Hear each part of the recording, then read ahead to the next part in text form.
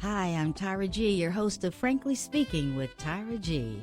Welcome again to our virtual global gathering of phenomenal men and those who love you.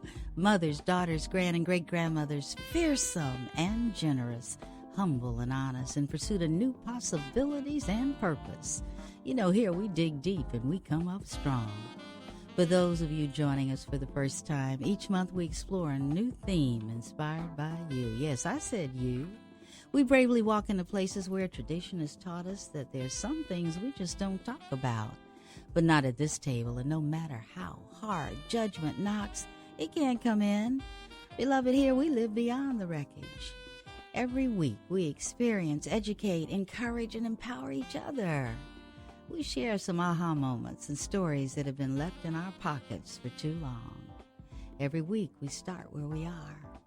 I am so excited about how the show is progressing. We are celebrating the 5th month of proof that dreams can come true.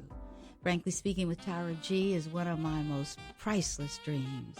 I thank God for every remembrance of you, your gifts of ideas, your presence, your encouragement. They've been the gifts that inspire. I can't do this show without you. Thank you so much. You're listening to Radio Fairfax, Virginia, on your TV, computer, or mobile device. And we are webcast worldwide on the internet at www.radiofairfax.org every Saturday evening at 8 p.m. Eastern Time. Now, should you miss us, no worries. You can catch our podcast on YouTube on Frankly Speaking with Tyra G.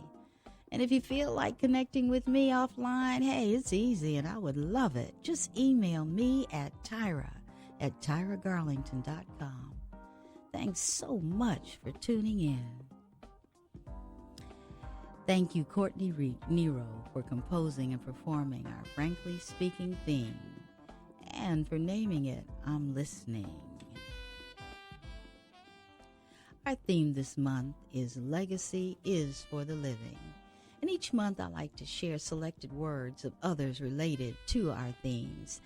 Billy Graham says the greatest legacy one could pass on to one's children and grandchildren is not money or other material things accumulated in one's life, but rather a legacy of character and faith.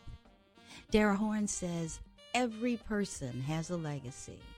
You may not know what your impact is, and it may not be something that you can write on your tombstone, but every person has an impact on this world. Brett Eldridge says, a legacy for me is being a piece of the soundtrack of someone's life. And I think that's my favorite. I want to be a piece of the soundtrack of someone's life. Ray Bradbury says, everyone must leave something behind when he dies. He said his grandfather said a child or a book or a painting or a house or a wall built, or a pair of shoes made, or a garden planted. Something your hand touched some way, so your soul has been somewhere and has somewhere to go when you die. And when people look at that tree or that flower you planted, you're there. Edgar Allan Poe says, the past is a pebble in my shoe. I kind of like that one as well.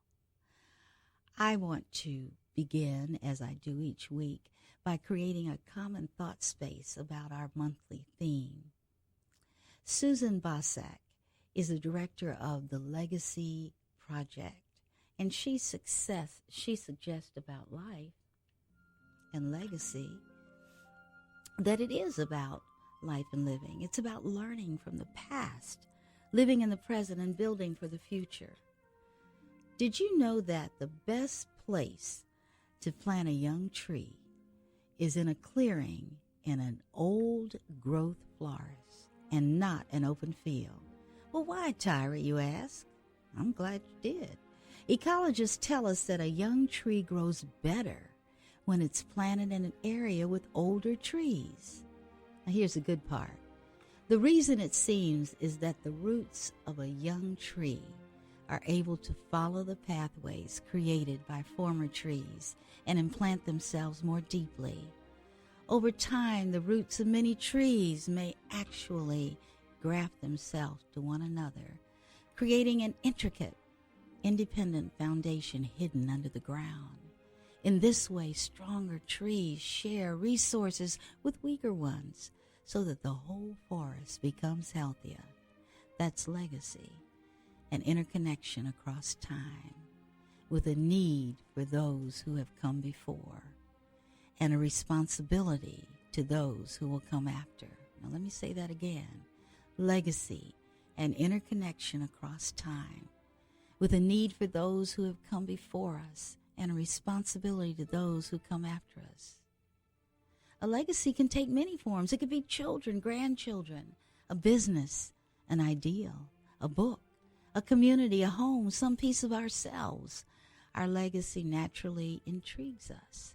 It's perfectly understandable that we would want to know how the world will remember us after we're gone. How many of us will be surprised? How many of us are living our lives so that our legacy reflects all that we truly hold most dear? How many of us are living with integrity and courage? Listen to this. Leaving a legacy is a human need. It's partly selfish. We want to feel immortal. The idea of leaving something behind us will live forever is appealing to us. We also want to feel like we matter. Well, here's the thing. The world isn't connected by molecules. It's connected by stories and traditions, memories, hopes, and dreams. We're connected by the legacies passed down from those who came before us and the legacies we pass down to those who come after us. For children, legacy means learning from the past. It separates the timeless from the transients. For adults, legacy means hoping for the future. It means developing and passing on a timeless part of yourself. Legacy is very much about life and living. Today I have two guests that represent legacy from two different lenses, a father and a son. After the break, I also have a surprise, so grab a beverage and stay close. We are back, and now for your surprise.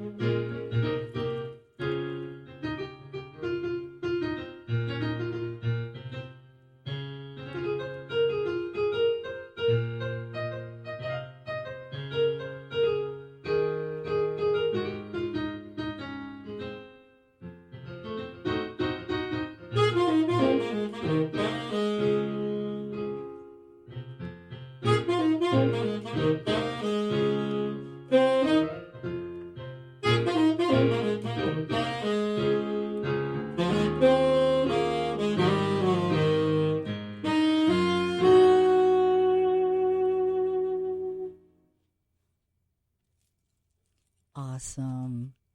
Guess what? Did that sax sound familiar?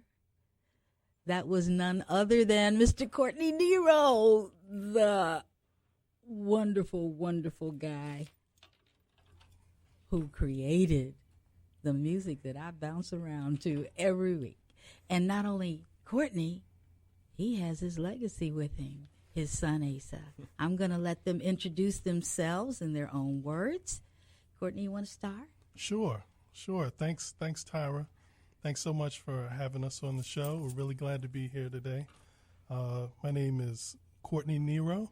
I am proudly born and raised in Washington, D.C., and I've spent about the last 12 years, now to think about it, as a resident of Fairfax County.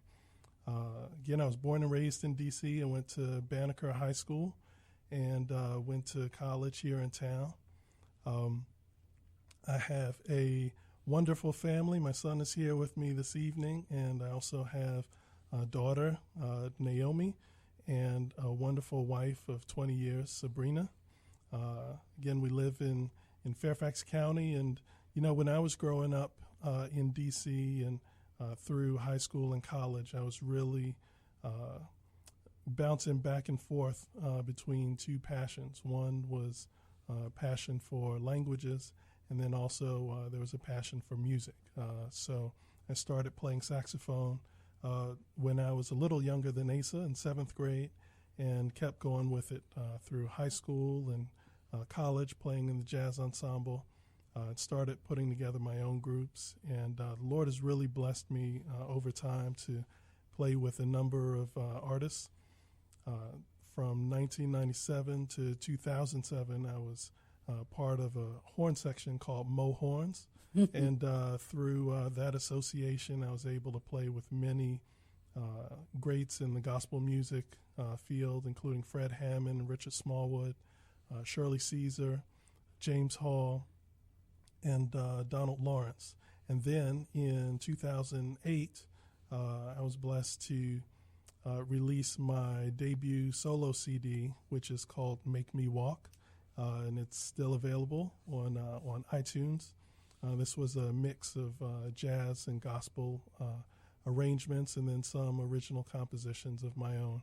And in 2009, the CD Make Me Walk was nominated for a Steller Award in the Instrumental Gospel CD of the Year category. So my wife and my father and I, at the time, this was the weekend before Barack Obama's inauguration. We took a road trip down to Nashville, and we attended the Steller Awards, which was a real highlight of my life. Let me put a pin there for a second. Sure. Something I've heard, I've listened, I own the CD, but somehow I'm just now saying, what motivated you to combine gospel and jazz?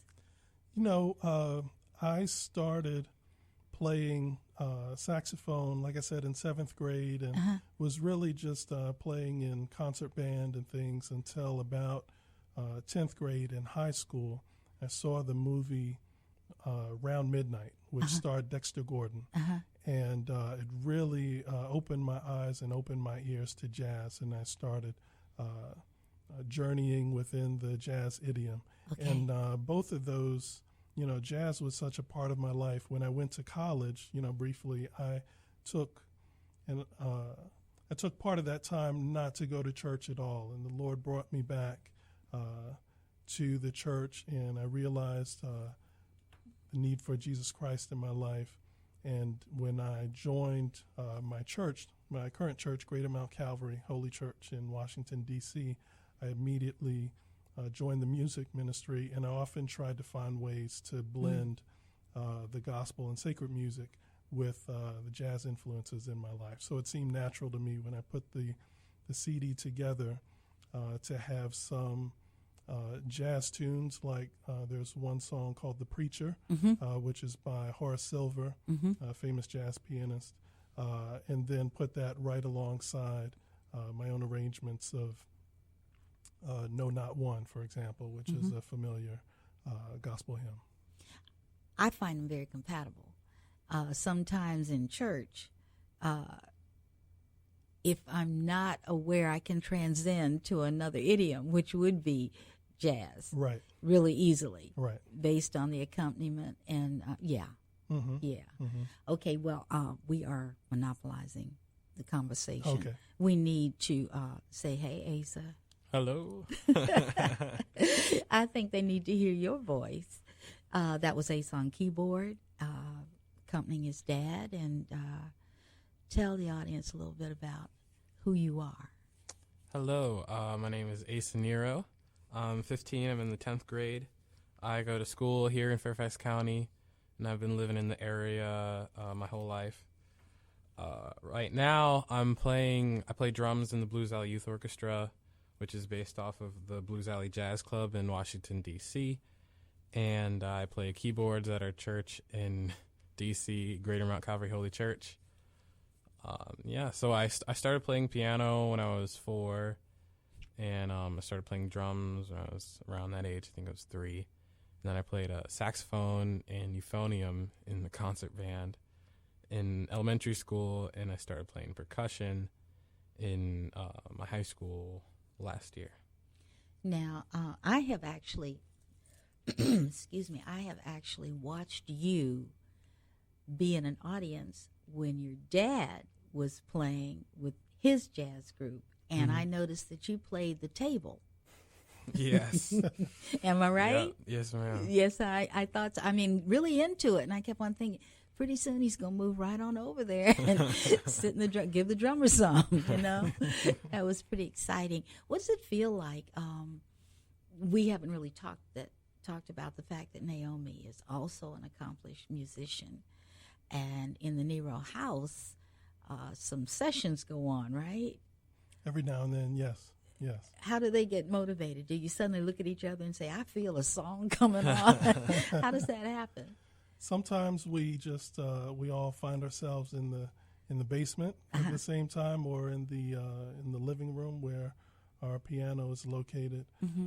We've also I've really been blessed. It's been a highlight for me that I've been able to play a few gigs with Naomi and Asa together. My sister teaches physical education in the Arlington County school system, and a couple of times in years past, she's asked me to come to play for special Black History presentations. And I think it was on 2 occasions I was able to bring Asa on drums, Naomi played keyboard, and then I had a good friend, John Steele, to play bass. So it was really nice to have that quartet going together. And on one other occasion in Alexandria, I remember just a few years ago, Asa played drums in another jazz quartet I put together for our birthday party. I was thinking as you were talking about Naomi's recital she had recently, and I had told Courtney some time ago that Claire de Lune was one of my favorite pieces, because when my father came home from the war, he would play that for me. When I was a tiny little girl, he would play it before I went to sleep. And I had surgery this year, and it was right around the time where Naomi had her recital. And That's right. And Courtney kept on saying, oh, we want you to come. We want you to come. And I wanted to go, but I couldn't. And she played Claire de Lune. She had a joint recital with her good friend with whom she had taken partner piano lessons. Yes. And so they split the recital between the two of them, and her good friend played Claire de Lune at the recital. But your next chance is coming, because Naomi will have her own senior recital this coming summer to mark the end of her senior year in high school and the end of her period of teaching with her current piano teacher. She is, the whole family's phenomenal. What can I say? I mean, I just grin. I also want to go back to something you said. I'm not going to let it slip away. You said you were torn between music and languages. What languages do you speak? I speak Russian language. I went to school. I went to undergraduate with a major in Russian language. And in the interim, in the past few years, I've also learned Georgian language. The Republic of Georgia is a small country south of Russia, and they have a totally different language, different script, different vocabulary, obviously. And I was able to find the resources to take 6 months of full-time language and then a year of part-time. So I was able to achieve a certain level of proficiency in that language as well. But it's I've actually heard from a couple of different places that there are links, brain and sort of neuro links between those who speak languages or math in some cases. Yeah, math. And music. When I was actually teaching, that was eons ago, but I used music a lot to work with my students who had some deficiency in math. Okay. And the transference was there, and they loved it. Mm-hmm. And then I went to Toronto to study a program where they use dance to also teach things like geometry. Oh, wow. Yeah. Cool. So, yes, there is a relationship. There really is. What else would you like me to know, Asa? You kind of shortchanged me. Dad was talking about I did this. What do you like to do? What are your hobbies? I play music all the time. Yeah, I play piano and drums. I do that a lot in my free time. I just go in the basement and pull up a track and play along with it. I also like writing. Mm-hmm. I draw sometimes in my free time. Are you any good? I haven't spent as much time drawing or writing as I have music, so music's like my forte, so to speak. Yeah, well, it sounds like you're an artist. Yes, ma'am. With many dynamic. Right. Yes, right. many dynamics. The two of you sitting here before me represent a legacy, a visual legacy, but it didn't start with your dad, Asa, and it won't stop with you. Can you all talk about some things that may be memories from other influences in your life, one in particular? Well, I can talk a little bit about my memories of my father, James Nero.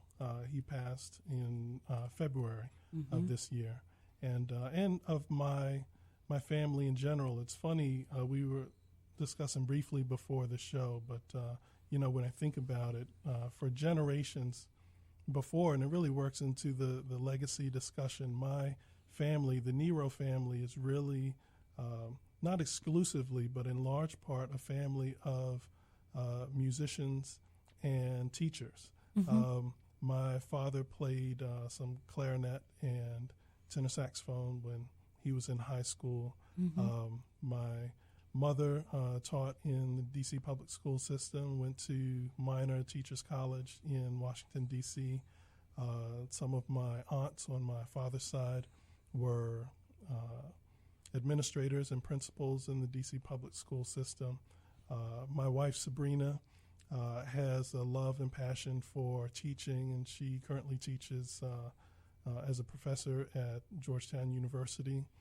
My daughter, Naomi, has been a teacher's assistant Mm-hmm. in the Sunday school at our church, Greater Mount Calvary, Mm-hmm. in the past. And I really think about that and how almost, unknowingly that that trend or that thread has continued in our family, both with my music and Asa. It just so happens that when I was in 10th grade, I believe, I went through the D.C. government's an old program called the D.C. Artworks program. Mm-hmm.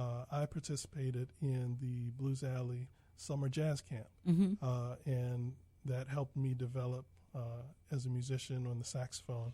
Just for a second, for those that are our international listeners, Blues Alley is a jazz club, very famous jazz club. That's right. In Washington, D.C. So when we're saying that, when you hear Blues Alley, that's what we're talking about. That's right. That's Yes. right. And I think it was the summer after Asa's 7th grade year that he also participated in the Blues Alley Summer Jazz Camp under the direction of internationally renowned bassist Michael Bowie. And through that association, Asa was able to hook into the Blues Alley Youth Orchestra, where he plays now. And there you are again.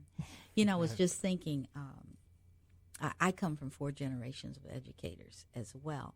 But when I was giving the definition of legacy and interconnection across time, That's right. and what do you do when you teach? You connect. Mm-hmm. What does music provide you? A connection. So it's like it's in one big bowl. That's right. We're really talking about the same thing. We're just talking about different distribution channels. That's right. Connecting. That's right. Yeah. Yeah. Asa, how do you see maybe carrying music forward, as you continue to grow and develop and maybe have your own family in the future? I certainly hope to instill a passion for music in my future family, children. And I also see like the pattern you play music and granddad played music. And my grandma gave me her father's guitar, which he used to play recently. And it's just like this everlasting loop of just passing music down and bringing that connection on through the years. Yeah. I'm listening to the two of you, and we've talked about legacy in terms of education, legacy in terms of music. What moral legacies, what value legacies have you received and are you carrying forward that you can get in touch with?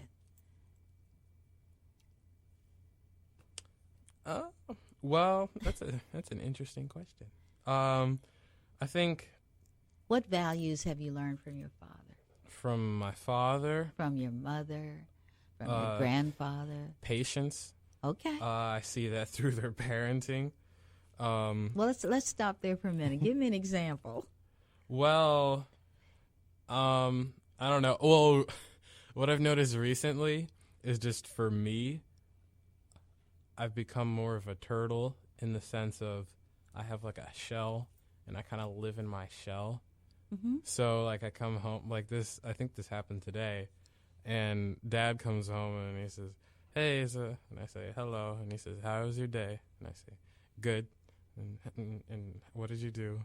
And he was like, "Oh, I did this and that." And it's kind of like these short responses, and I don't know why, but I just I don't know, maybe it's the whole teenage thing, but I'm just kind of kept to myself sometimes, and just that kind of like patience, because he still comes home and he still asks me about my day every day, even though my responses are short. And yeah, I mean, that's just something I appreciate, and I see my mom does that, and yeah, that's just a good quality that I've observed and I try to take with me. And it's interesting because, yeah, I do believe part of it is age-related. I can remember teaching young people your age, and there was a lot of short answers. Mm-hmm. The other piece of that is that's what's coming out of their mouths, but there's so much more going on inside of them at this point in time, decisions and choices, insecurities about certain things. And I know that's when they were starting to try to figure out relationships, the boyfriend, girlfriend, and who am I going to be? And I want to be popular. And do I do that by following everybody else? Who am I? What if I don't want to be that way? And I don't know if you have these kinds of things going on inside of you. I'm guessing you might have some. Sure, yeah. That's what I'm thinking. Mm-hmm. And I think as parents, patience is important. But what I also heard you say is, I know my dad loves me because he keeps coming home and he keeps asking. Is that right? That's right. And it's really, I think I can speak for myself and for Sabrina that it's really important for both of us to just try to keep the communication lines open, mm-hmm. And to try to maintain and nurture the relationship so that, even if we get shorter answers from time to time, that if and when there's a need, mm-hmm. Both our children know that we're there for them. They know that we love them. There's a lot of I love yous that go back and forth during mm-hmm. the course of the day, whether we're on the phone or texting back and forth, mm-hmm. Which is, kind of a hard thing for an older person like myself. But But it just, you're maintaining the lines. You're maintaining those. Keeping them open. Those bridges. That's right. I had a stepson to come and live with me at your age, full time. And he was my only child to come and live with me. And he was in trouble. His birth mother, sent him. And it was a wilderness time. And for me, I wanted so much to help. And I never knew for quite a while whether I was making a difference. But I kept saying, you know what? I'm so glad you're here. Mm-hmm. I really, really love you. And whatever you need, let's give it a try. We can do it together, That's right. And a lot of parents maybe get a little frustrated behind that. They may need more. But I think that's a lesson we learn in parenting, just keep it going. Just keep it going. That's right. And there's a balance there. I think it's really, it's an investment. Yes. Number one, that, yes. That God willing will have compounding interest in the future. But it's also, it's a process for us as well as parents, because we've grown up, we've had our own childhood, our own adolescence, and teenage years, and come up with certain good traits, or good memories or not so good memories. So we're working from within our own context, but then we're also trying to give some room for the children to be themselves. Realizing that if they don't do things exactly the way that we did, or exactly the way we would, it doesn't mean that it's wrong. It just means it's different. I remember something funny.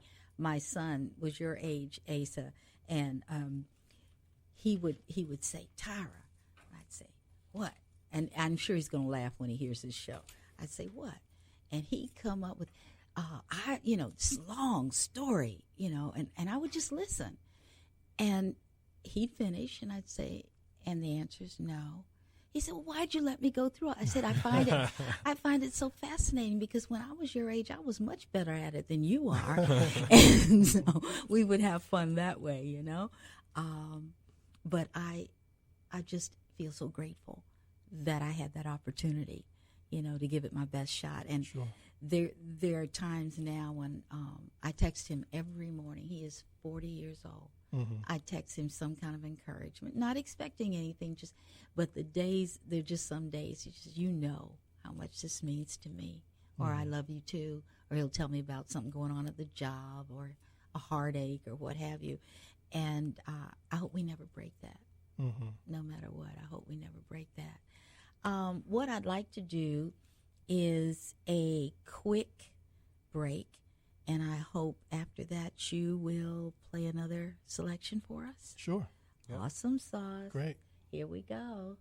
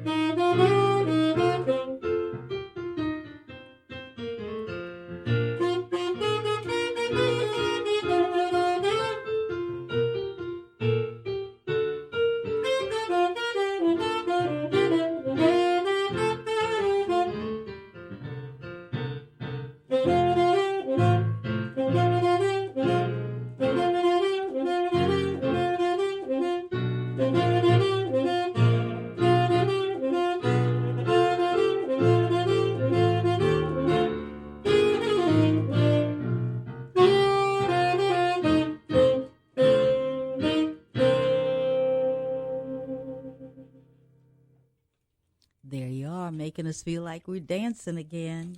Come on back. We got more talking to do. I'm clapping, everybody. I hope you're clapping as well. Thank you so much. What was the name of that? That was called Now's the Time. It was written by Charlie Parker. I remember when my dad would play that, and there was really? a dance that they used to do. Okay. Yeah. Okay. And I guess we should also mention the first tune that we played was called Strasbourg Saint Denis, and it was composed by Roy Hargrove. Okay. Excellent. Excellent. I want to go back to you, Asa. Who are your heroes? My heroes start with my dad. Did he pay you? No. Yeah. I mean, a lot of my heroes are just musicians that I look up to and I try to emulate in my playing. So, got to start with Snarky Puppy is a group that I listen to all the time, and I just love them. It's just now, what kind of music do they play? It's a world band. It's world music, which is kind of hard to explain. They use a lot of different instruments, and it includes elements of like jazz and pop and funk, and then sometimes there's like some rock elements in it. But it's a really varied group of players and instruments that they all bring together for this really, like it's a distinct sound. That and when you said it's a world group, yes. Does that mean that it's a diverse group, or that's just the representation of the sound? It's the representation of the sound. It's kind of the category. Okay. Like world music. Okay. Yes. All right. Right. How about your sheroes? Sheroes. Yeah, I think guys ought to have sheroes. Right. Sure. Yeah. My mother, my grandma, my sister and I are really close, and I look up to her a lot, probably more than I tell her. Yeah, some of the leaders at this other church that we attend, McLean Bible, out in Tysons, Virginia, are just like really, really good players. The music leaders are really good players, and they just have a lot of wisdom about playing and just life in general, and just the Christian walk, and they've just like poured into me. I did a program over the summer over there, and it was really great experience doing that. I have two things to ask you. One, I know you did some wonderful things last summer, so I want to go back to that. But something occurred to me when I was looking at generationally. I've been reading a lot about Generation Z, the millennials, and they were talking about how they're walking away from organized religion. And they describe themselves, or they self-describe their choice as spiritual, which could be a number of different things. Do you see music as a way of opening doors to young minds and walking them into a more organized, well, traditional, not organized, traditional setting? Do you see that working for you? Are you seeing evidence of it, or? For sure. Yeah, that's definitely a goal of mine as I grow as a musician, is to bring people together and open up minds and eyes to ideas and possibly conversations that need to be started, and just things that need to be talked about or need to change. And I see that happening. Just look at like popular artists these days. They have their fan base, is what they call it, and then they also have like again with the Generation Z, with the social media, they have outlets of ways to bring to light things that they want to shed light on, and they want to bring awareness to. Yeah. I was noticing my curiosity about generations has been, I guess, over the past 10 years, the differences. And generally they're defined by their culture and major events that they've experienced in their lifetime. And I started looking at the arts and the differences, the waves of what's going on in the arts. And I was looking at music, Christian music. And I start noticing people that I knew in gospel all of a sudden in Australia with Hillsong. Mm-hmm. And I start, you know what I'm saying? And so Right. there was a mix. It's a coming together, if you will. And I felt really good about it because it was such a diverse distribution of artists. And I looked at the thousands of people in the audience, and they're jumping. It doesn't matter. It's the connection again that we talked about. Right. So I'm hopeful. I'm hopeful that music can be the key to some things. But I want to go back because I know you had an exciting summer. You want to share what you did this summer? Sure. Yeah. I started off my summer in Ohio at the Ohio State University. I did a Go Bucks. right. Go Bucks. I got a hat with a Buckeye on it. Yeah, I got a degree. Yeah, so I was doing a linguistics program there, which was super interesting. Mm-hmm. It was a great time. And then I went over to New Jersey, to Rutgers University. I did a jazz program there, which was it was a really great experience. The faculty there, it was a bunch of pros. They were just pouring into all the students. It was really fun. Yeah. Now, linguistics, you want to go back to that? Yes, linguistics.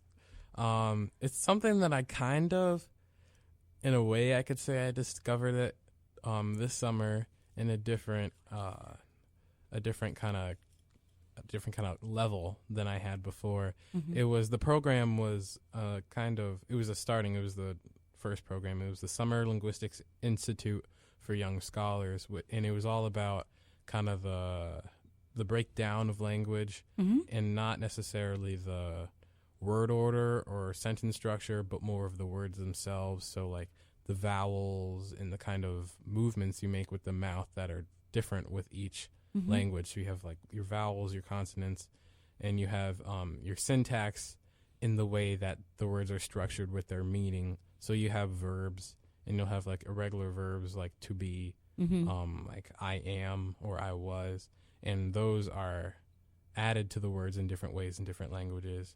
by actual physical like letters in the word, or just by the different way that you pronounce it with your mouth. So And speaking of pronouncing letters with your mouth, that's a perfect transition to the assignment that your father has, which is to read a letter that he wrote to his younger self. Yes. You want to start that now? Sure. Courtney, this is Courtney. This is like time travel, teleportation, a Wayback Machine, DeLorean type thing. But I only have 3 minutes, so I will get with it. I'm 45 years old now, and I've seen some things. I've traveled, I've worked, I've played, I've laughed, and I've cried. Overall, thank God, life is good. I'm grateful for what I have because nothing is promised. We have no entitlement to life or health. Nothing we do or say or negotiate or buy can guarantee an extra minute on this earth. When our time comes, our time comes. What this tells me, and what I want to impart to you, is to make the most of what you have. And what I've observed over years and years of life and living is that consistency is both an elusive quality, but also so very valuable in most every aspect of life. Chase after consistency, and you will indeed make the most of what you have. Be consistent in prayer, in Bible study, in habits of mind, in habits of body like exercise and eating well, in music practice, in language study, and in letting those you love know that they are loved. Consistency will help grow habits, and those habits will help you thrive in multiple aspects of life. I wrote a song years ago that I never developed, but I copyrighted it recently so that I could share it in this letter. The lyrics say, "Only what you do for Christ will last. Represent for him so that everyone will know that Jesus runs the show. Let Jesus take the lead in your thoughts, your words, your deeds. Only what you do for Christ will last. That's a godly legacy. Don't be afraid to love. Speak your mind. Let go of fear and take hold of faith. Think about the pitfalls, but think more about the potential. Love life and keep living, and take it easy on those desserts. Love you, Courtney. That's beautiful. I love the song. Thank you. I Thank you. do.